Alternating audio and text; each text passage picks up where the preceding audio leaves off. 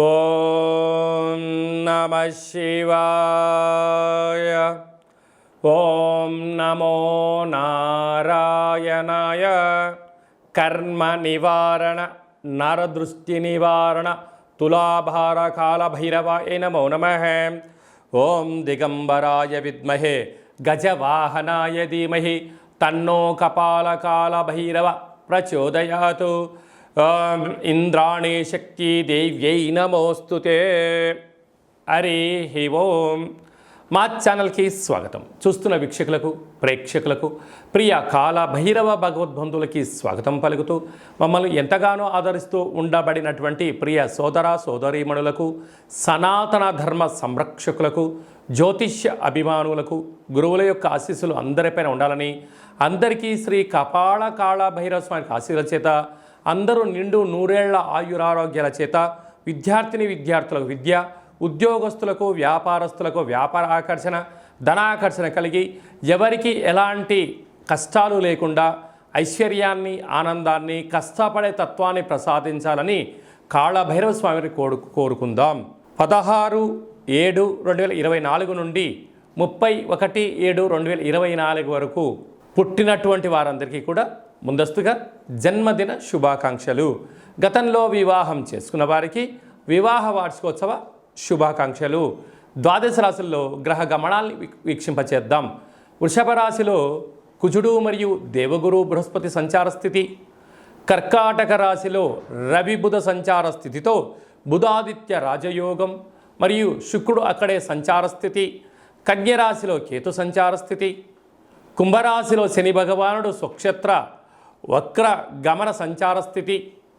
మీనరాశిలో రాహు సంచార స్థితిలో ద్వాదశ రాశుల్లో గ్రహ గమనాలు ఈ విధంగా ఉన్నాయి. వీక్షకులకు ప్రేక్షకులకు అందరికీ కూడా తొలి ఏకాదశి పండగ శుభాకాంక్షలు. అలాగనే మనకు ఆషాఢ మాస ప్రారంభము. ఆషాఢం అనగానే హైదరాబాద్ అనగానే ఆషాఢం అని గుర్తొస్తుంది. ఎందుకనగా మనమందరము కూడా ఇంటిని శుద్ధి పెట్టుకొని వేపాకులతో మామిడాకులతో ఇల్లంతా చక్కబెట్టుకొని అమ్మవారికి బోనమెత్తుకొని అమ్మవారి యొక్క ఆశీస్సులు పొందుతాం. ఎందుకనగా మనకు చర్మ వ్యాధులు కానీ, అంటువ్యాధులు కానీ, మచూసి లాంటి వ్యాధులు రాకుండా ఉండడం కోసము గ్రామము అంతా, వీధి అంతా, తెలంగాణ రాష్ట్రం అంతా కూడా వేపాకులతో పసుపు నీళ్ళను చల్లడం వలన అంటువ్యాధులు రావు. అలాగనే మన భారతదేశ సాంప్రదాయంలో మన పండగలకు ఒక్కొక్క దానికి ఒక్కొక్క రకమైన ప్రత్యేకత ఉంటుంది. బోనం అనగానే మనకు అమ్మవారికి సేవ చేసుకోవడం, ముక్కులు చెల్లించుకోవడం, ఆడపడుచులను పిలుచుకోవడం, వారికి చీరలు సారెలు పెట్టడం, అమ్మవారిని మనమందరము కూడా మన ఇంటి ఆడపడుచుగా భావించడం జరుగుతుంది. పోతురాజులు అందరూ కూడా స్వామివారి యొక్క అమ్మవారి యొక్క సేవలో నిమగ్నమై ఉండడం జరుగుతుంటుంది. కనుక మనమందరం కూడా అమ్మవారి సేవ చేద్దాం, అమ్మవారి యొక్క ఆశీస్సులు పొందుతాం. మన సనాతన సాంప్రదాయాల్ని భావితరాలకు అందించే మానవ ప్రయత్నం చేద్దాం. అలాగనే దక్షిణాయన ప్రారంభము కనుక మనకు ఉపవాసాలు, యజ్ఞాలు, యాగాలు, క్రతువులు చేసుకునేటువంటి ఆయన కనుక మనమందరము కూడా భక్తితత్వంతో ఉందాం, తల్లిదండ్రులను గౌరవిద్దాం, అమ్మవారి యొక్క ఆశీస్సులు పొందుదాం.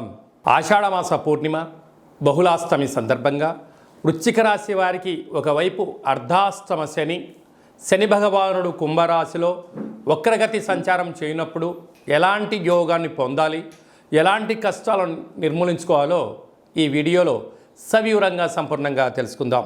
వృశ్చిక రాశిలో ఏ నక్షత్రాలు వస్తాయనగా విశాఖ నక్షత్రంలోని చివరి పాదమైన 4వ పాదము, అనురాధ నక్షత్రంలోని 4 పాదాలు, జ్యేష్ఠ నక్షత్రంలోని 4 పాదాలు కలిపితే వృశ్చిక రాశి అవ్వడం జరుగుతుంది.